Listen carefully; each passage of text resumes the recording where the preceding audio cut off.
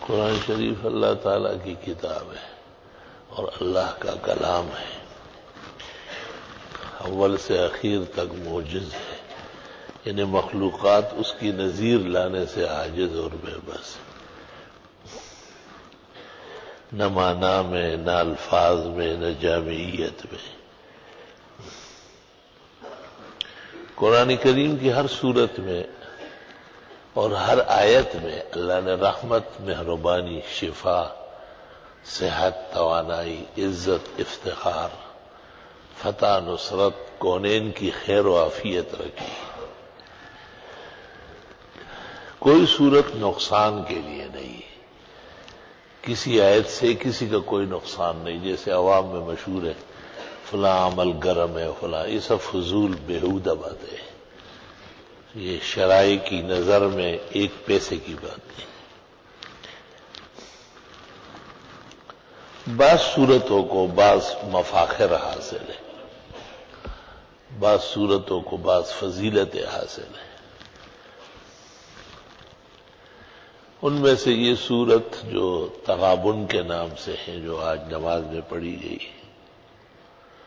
بزرگان دین کا مضبوط وظیفہ رہا ہے۔ میں نے اب تک جتنے بزرگوں کو دیکھا ہے، بلکہ خواتین تک، ان کا پختہ وظیفہ رہا ہے۔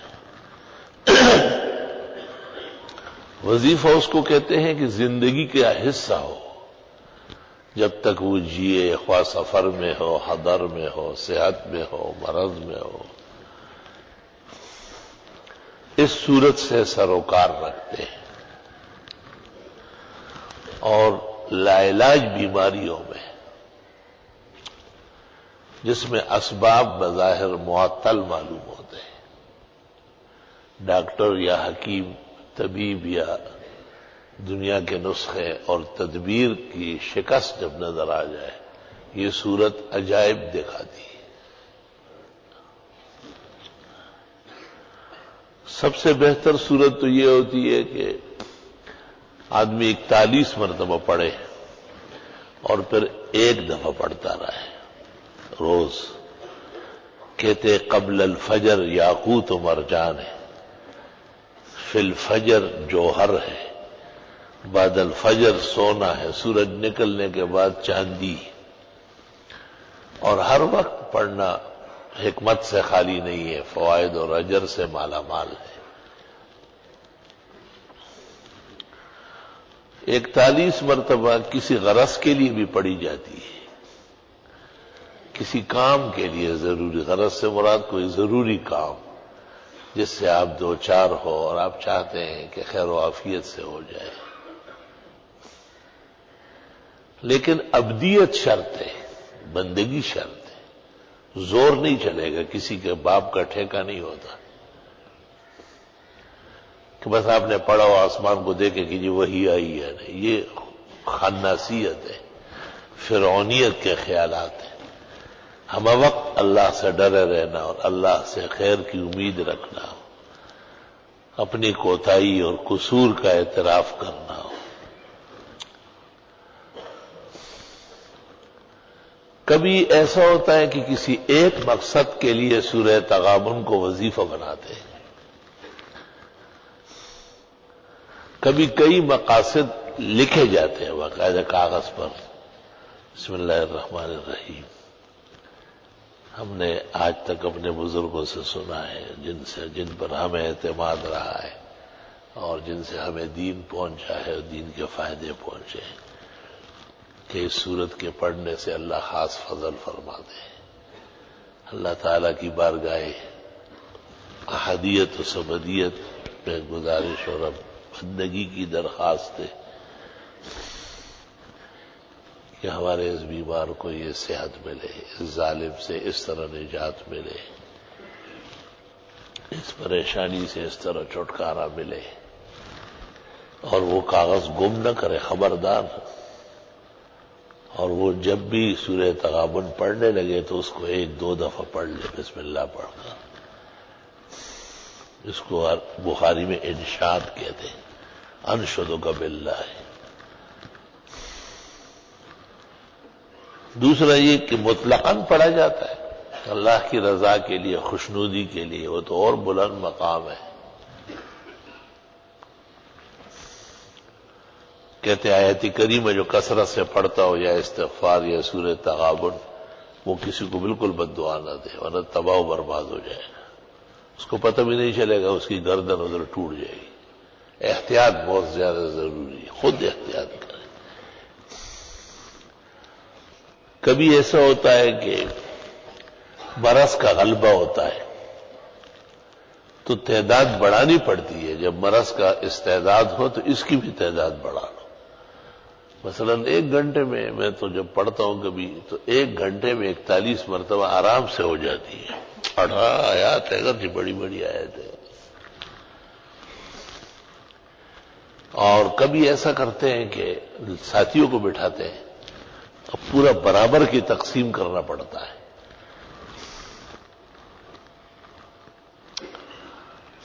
قدیم زمانے سے یہ دستور ہے کہ لوگ بیماروں کے لیے خصوصیت سے پڑھتے ہیں، خاص کر وقت فجر میں فجر کی نماز ایک ہی جگہ با جماعت پڑھ لیتے، جیسے اپنی مسجد میں پڑھ لی، اور پھر جہاں مریض ہو اور کوئی عذر نہ ہو، ایک تو ایک خاتون ہو تو مرد کیسے وہاں جائیں گے، اگرچہ وہاں بھی طریقہ ہے کہ وہاں دوسرے کمرے میں مردوں کو بٹھایا جائے اور درمیان میں ایک حصہ کھول دیا جائے، لوگ وہاں سے نہ آئے جائے، اور ان سے گزارش کی جائے کہ آپ 41 مرتبہ سورہ تغابن پڑھ لیں اور تسلی سے پھر ایک ہی دعا کی جائے۔ میں نے آج تک زندگی میں جن کے لیے پڑھی ہے یا پڑھتے، میں نے ان کو نقصان میں نہیں دیکھا ہے، 100% فائدہ ہوا ہے۔ یہاں کراچی میں ایک شخص تھا، جوانی کے عالم میں گر گیا تھا، بالکل لولا لنگڑا ہو گیا تھا۔ اس کے لیے یہاں سے طلباء گئے، اسی دستور سے جس طرح میں بیان کرتا ہوں، یقین کر لیں وہ آپ اسے دیکھیں گے سوچیں گے بھی نہیں کہ کبھی یہ شل اور اپائج تھا، بالکل صحیح سلام، اگرچہ وہ ناشکرہ ہے اور بے قدرہ ہے، اس نے ادارے کی طلباء کی وہ قدر نہیں کی جو اس پر فرض تھا۔ وہ پھر یہ ہوتا ہے کہ جب آئندہ پکڑا جاتا ہے تو نہیں چھوٹے گا، پھر یہ دستور ہے۔ جیسے آپ نے کسی کے ساتھ احسان کیا اور اس نے الٹا تپیڑا دکھایا تو آئندہ پھر آپ بچتے ہیں، اس کے حق میں پھر دعائیں قبول نہیں ہوتی۔ ہمارے ہاں یہ دستور ہے کہ جس طرح مسجد میں اعلان ہو جاتا ہے کہ بھئی فلاں آدمی بہت بیمار ہے، بہت دن ہو گئے، تو امام صاحب 10-15 آدمی جو قرآن شریف پڑھنا جانتے ہیں ان کو ساتھ کر کے وہاں چلے جاتے، چاروں طرف بیٹھ کر کے سورہ تغابن پڑھ لیتے، اور پھر وہ گرم چائے اور پراٹھے اور سب چیزیں ناشتہ، جیسے انسانوں کا طریقہ ہے، اور اس کے بعد دعا ہوتی ہے۔ تو ایک دفعہ ایسا ہوا کہ ایک جگہ جانا ہوتا تھا لیکن ان کا کچھ اور خیال تھا، لوگ عجیب عجیب ذہنیت رکھتے ہیں، تو میں نے ان کو کہا کہ یہ سورہ تغابن جس طرح آئی ہے اور پڑھی گئی ہے آپ اس طرح اہتمام کریں۔ انہوں نے اس طرح کیا، اسی دن فائدہ ہوا، انہیں کئی مہینے سے پڑھ رہے تھے۔ بعض لوگوں کا کردار، اخلاق، بدخلقی، شیطانی دماغ وہ فائدوں کے لیے رکاوٹ بنتی ہے واقعہ۔ مثلا یہ کہ جی ہم پیسے دے دیں گے، لوگ گھروں میں کھانے گا، یہ دستور کے خلاف ہے، ادھر ہی ہونا چاہیے۔ تو انہوں نے اس کے لیے پورا اہتمام کیا، ایک باورچی گھر بلایا اور اس کو کہا کہ صبح آپ پراٹھے بنائے، چائے بنائے، انڈے بنائے۔ اس کو مذاق لگ رہا تھا، جب اس کا باپ بچ گیا نا، میں نے کہا تجھ جیسے بے غیرت بیٹے کی وجہ سے یہ باپ 3 سال سے پڑا ہوا تھا اور 3 سال میں 300 مرتبہ پڑھوایا ہوگا۔ اس کو یہ بے عقلی اتنی ہے کہ یہ نہیں کہ یہ اہانت ہے، طالب علم کہیں جائے، لوگ چلے جائے، پڑھ لیں۔ انسانوں کی زندگی کا تقاضا ہے کہ احترام اتنا ہی ضروری ہے جتنا پڑھنا ضروری ہے، بلکہ بعض صورتوں میں تو احترام ہی کا فائدہ ہوتا ہے۔ میں ہمیشہ یہ کہتا رہتا ہوں، اور ایسے لوگ میں نے آنکھوں سے دیکھے کہ ان کے بڑے ادب و احترام سے پڑھواتے تھے تو بہت فائدہ تھا. ان کے بیٹوں میں وہ بات نہیں، کارخانے لٹ گئے، بٹوارے بری طرح ہو گئے، نان شبینہ کے محتاج ہو گئے، لیکن عقل نہیں آئی. یہ عذاب الہی کی قسم ہے کہ آدمی کو پٹ لگ رہی ہو اور اس کو بالکل سمجھ نہیں آ رہی. اللہ تعالیٰ جب رضامند ہو جائے اور اللہ چاہے کہ فائدہ پورا پہنچے، اس کا دل بندگی سے، اس کا دماغ تواضع سے، اس کے اعضاء اللہ کی اطاعت میں، ساتھیوں کے خوشگواری میں مصروف ہو جائے. اللہ اکبر و کبیرہ. ابھی بھی جب سانس کا یہ دورہ شدید تھا تو میں نے سورہ تغابن بکثرت پڑھی.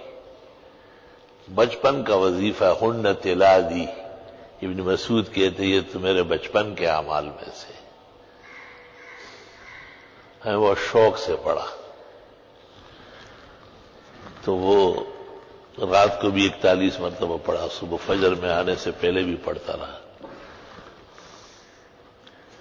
اور متفکر بھی بہت زیادہ تھا. تو میں نے ایک خوبصورت جوان دیکھا، بہت حسین جمیل اور تمام اعضاء سے پر، حسن سے پر. تو میں نے پوچھا کیا نام ہے؟ کہا ذالک یوم التغابن، سورہ تغابن. اللہ اکبر. کہا آج آپ کو صحیح طرح کھڑا کر دیتے ہیں.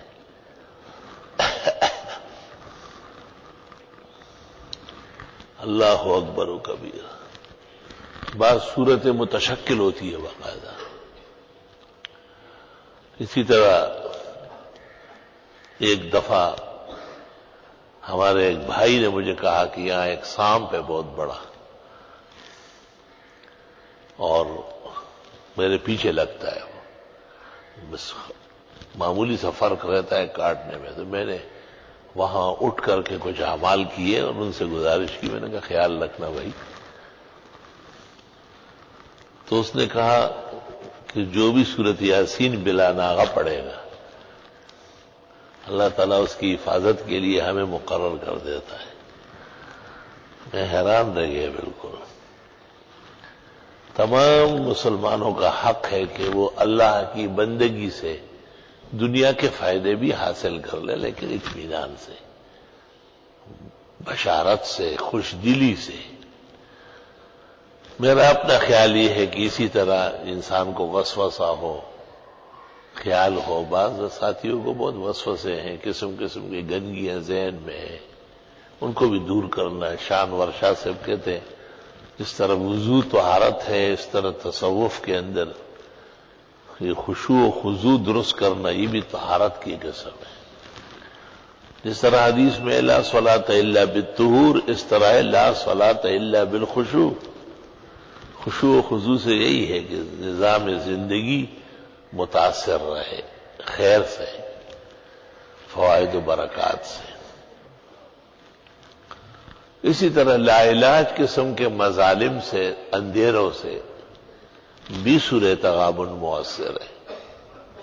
یہ ہمارے طلباء چونکہ مسافرین ہیں اور بے گھر و بے در ہے، ان کا منہ بہت زیادہ مبارک ہے. اگر یہ خوشی سے کسی کے لیے پڑھتے نہیں ہے، ان کا عجیب طرح زندگی ہے. انہیں سیدھا کرنا جو ہے نا بہت مشکل کام ہے. یہ اگر دل سے پڑھے مثلا ملک کے لیے، پورے عالم اسلام کے لیے، صرف یہ طلباء نہیں، تمام مدارس عربیہ اہل حق کے جو طلباء ہیں، طالب کا بہت اونچا مقام ہے. اس کو قطبیت کی ضرورت نہیں، غوثیت کی ضرورت نہیں، یہ ہمتن ولی. طلب علمی اللہ تعالیٰ کو بہت زیادہ پسند. دیکھتے نہیں جو حکومت ان پہ ہاتھ ڈالتی ہے تس نس ہو جاتی ہے. جو افسران وزراء وہ سب کے سامنے برہنہ ہو جاتے ہیں، دنگے ہو جاتے ہیں، اور یہ اپنی جگہ لگے ہوئے پڑھ رہا ہے. بھائی ان کا دنیا سے چیزوں سے کوئی واسطہ ہی نہیں ہے. کبھی کبھی میں ان سے کہتا ہوں کہ بھائی یار آج تو دل سے پڑھو، ذرا خیال سے پڑھو.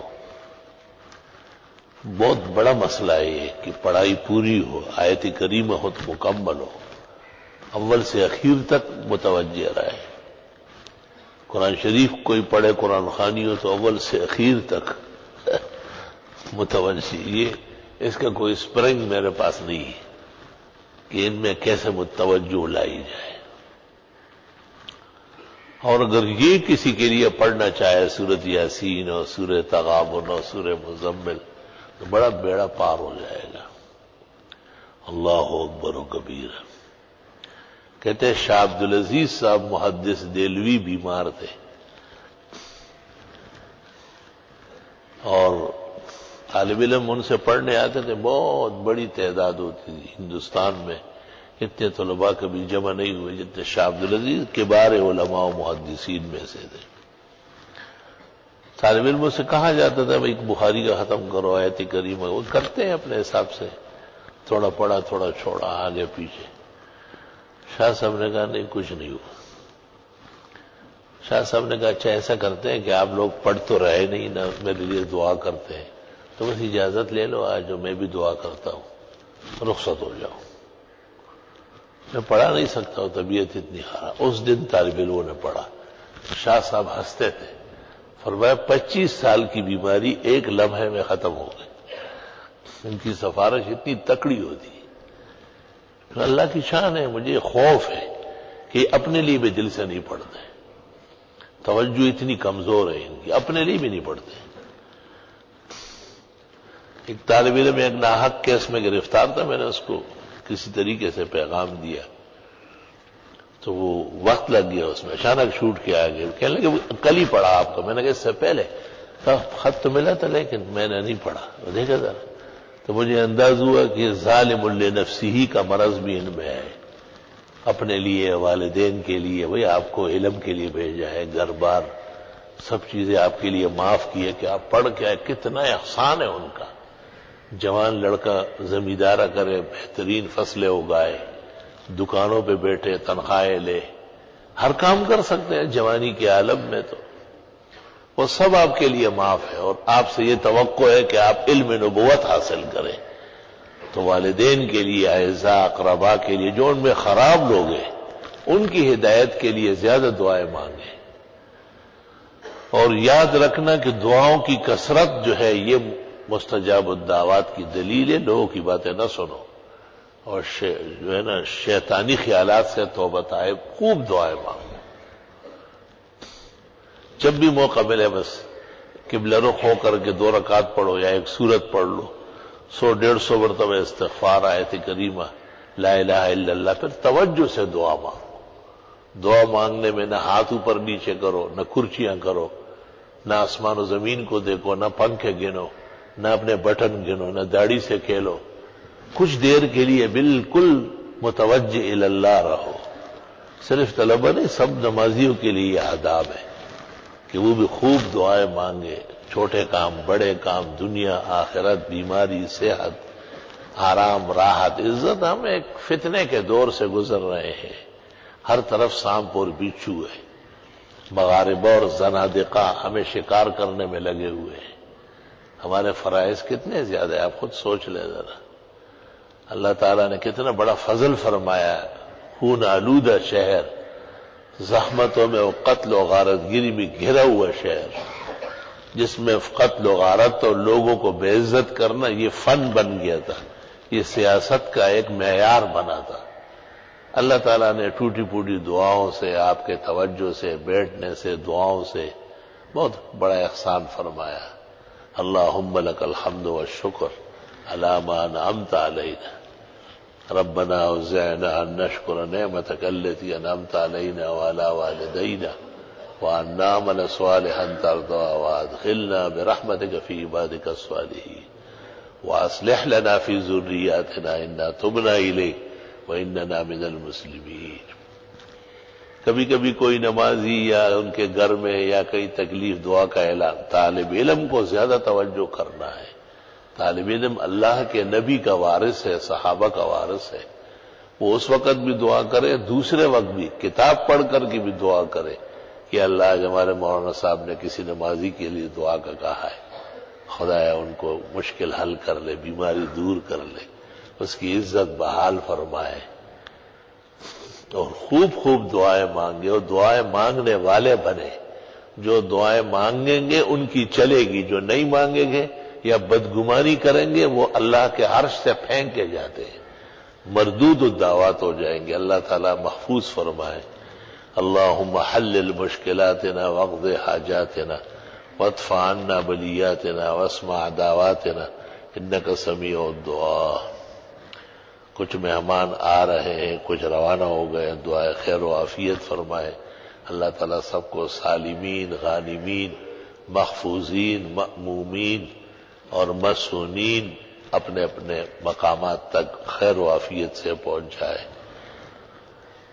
ادارے کے در و دیوار کے لیے، شاخوں کے لیے، شہر کے لیے، قیام امن و حفاظت کے لیے، آلودگی کے ختم ہونے کے لیے اللہ تعالیٰ مدارس کو، علماء کو، درسیات کو اور مساجد کو، توحید و سنت کو، اس کے گنگرٹ کو محفوظ فرمائے، جاری و ساری رکھے۔